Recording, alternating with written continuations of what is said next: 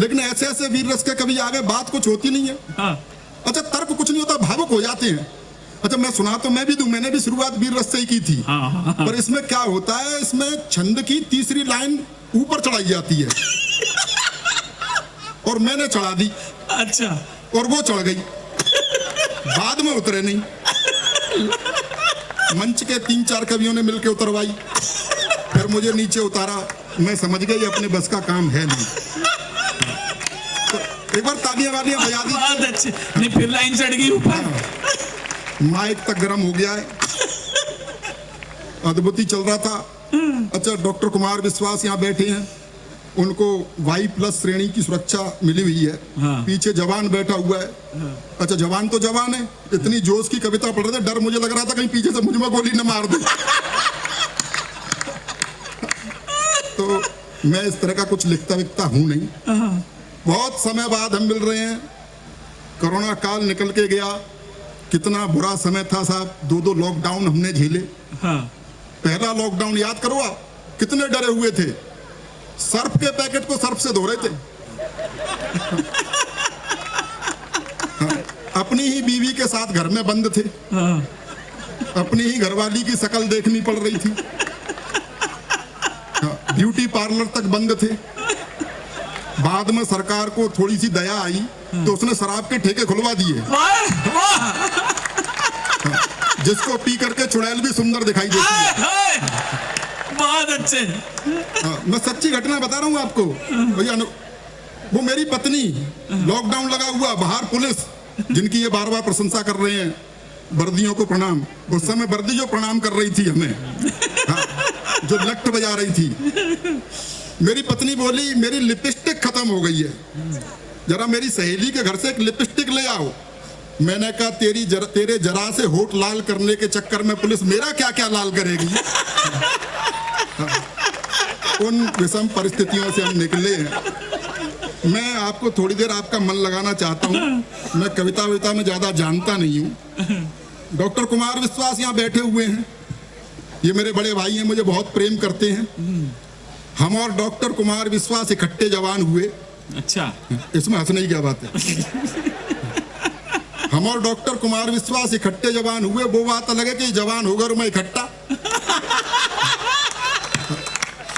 बहुत अच्छे। सच में बहुत प्रेम करते हैं। तमाम देशों की यात्राएं मैंने इनके साथ की हैं, और वही प्रेम है मेरा और इनका आजकल, जो इनका केजरीवाल के साथ चल रहा है। अच्छा, विदेश ले जाते हैं मुझे, ऐसा नहीं कि प्रेम करते हैं इसलिए ले जाते हैं, इज्जत बचा के मैं ही लाता हूँ। जैसे ये बाहर निकलते हैं लोग, भाई ज्ञान और कविता तो बाद में सुनेगा, पहले इनकी कद काठी को देखता है। तो बाहर के विदेशी लोग सोचते हैं भारत में भुखमरी है। बाद में मैं निकलता हूं तो समझ जाते हैं क्यों है। अच्छा, सच बता रहा हूं मैं, इनके साथ VIP व्यवस्था मिल जाती है भाई, कमांडो वमांडो आ जाते हैं ऐसे। और अब तो आपको पता ही है Y+ की सुरक्षा इनको मिली हुई है, तो वो आ जाते हैं और उनके साथ में मुझे भी मिलती हैं। घेरा बनाओ भीड़ से बचाने के लिए, घेरा बनाओ घेरा बनाओ घेरा बनाओ। मैंने कहा भैया इनका बनाओ, मेरा तो बना हुआ है। घेरा बनाओ। अद्भुत प्रेम की कविताएं इन्होंने लिखी, पूरी देश और दुनिया ने गाई। हम सब लोग गूगल पर सर्च करते हैं, गूगल इन्हें सर्च करता है। गूगल हेडक्वार्टर तक इनको सुना और बुलाया गया। चुहलबाजी कितनी भी करने पर एक बात बहुत गंभीरता के साथ कहना चाहता हूं मैं, डॉक्टर कुमार विश्वास हिंदी कविता का वो कोहिनूर है जिसकी चमक में हम जैसे कंकड़ पत्थर भी कवि हो गए। क्या बात है, वाह वाह वाह, बहुत अच्छी। इन्होंने मुक्तक लिखे, प्रेम प्यार की कविताएं लिखी, लेकिन मेरा मानना यह प्रेम प्यार की जो कविताएं हैं वो कोई खास बात है नहीं। ये कॉलेज टाइम में जो कुछ हरकतें की गई होती हैं उसका काव्यानुवाद है। कॉलेज तो मैं भी जाता था, बहुत अच्छे, लेकिन मैं पढ़ने जाता था। बहुत अच्छे। प्रयास मैंने भी किए कि कोई प्रेमिका हो सकता है इनको दिखी हो प्रेमिका की नीली नीली आंख, तो वैसा लिख दिया। मुझे तो उसके बाप की लाल पीली पहले ही दिख गई थी। बहुत अच्छे। प्रयास मैंने भी किए। ऐसा नहीं कि प्रेम में जैसा ये बताते हैं सब कुछ ठीक ठाक चलता है, प्रेम में कभी परिणाम दूसरी तरह के भी आते हैं। युवा पीढ़ी के लोग यहाँ बैठे हैं, आनंद लीजिएगा। अखियां लड़ गई, क्या बात। अरे परिणाम सुनो पहले। अच्छा। अखियां लड़ गई, एक पल्ले पड़ गई, बात बढ़ गई, दिमाग को चढ़ गई, मेरी जिंदगी में एक कहानी और गढ़ गई, इजहार किया तो 3-4 जड़ गई, महीनों की आशिकी मिनटों में जड़ गई। होश। बहुत अच्छा। अर्जुन भाई मैं आपसे सच्ची बता रहा हूँ, ये भी कोई जोक नहीं है पुराना। जब आप कविता पढ़ रहे थे ना, मैं नीचे चला गया था, तो ये कह रहे थे कि वो फांसी लगवा दो, वहीं पे क्या लाइन थी वो भाई साहब? अभी हरियाणा के लोग हैं, आप में से बहुत से सुधी श्रोता होंगे, पर हरियाणा के कैसे होते हैं, बहुत सीधी सीधी बात कहते हैं। बोले भाई ये हमसे फांसी लगवाना क्यों चाहता है, ये खुद क्यों नहीं लगा देता, खुद जल्लाद सा लग रहा है।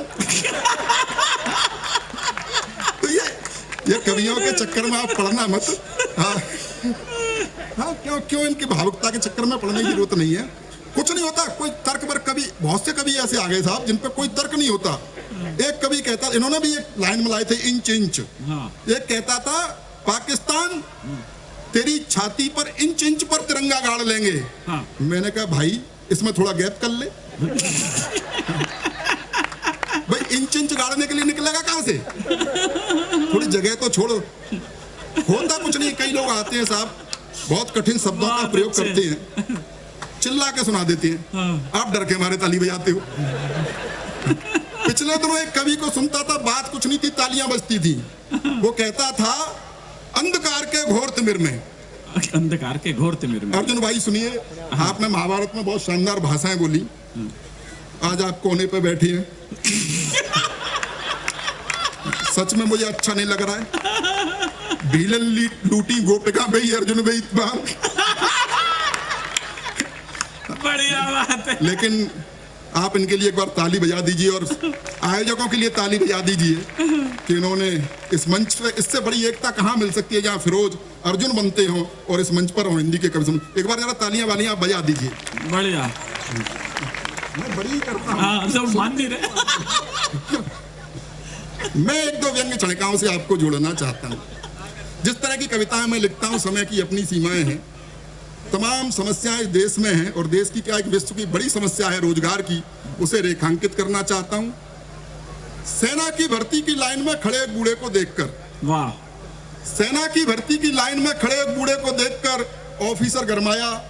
उसने बूढ़े से कुछ इस तरह फरमाया, बुढ़े शमशान प्रतीक्षा कर रहा है और तू सेना में भर्ती हो रहा है, क्या दिमाग में कीड़े पड़े हैं? तो बूढ़े का जवाब था, नंबर आते आते बूढ़े हुए तो हम क्या करें, लाइन में तो जवानी से खड़े हैं। वाह वाह वाह, बात आप तक पहुंची, बहुत बहुत धन्यवाद।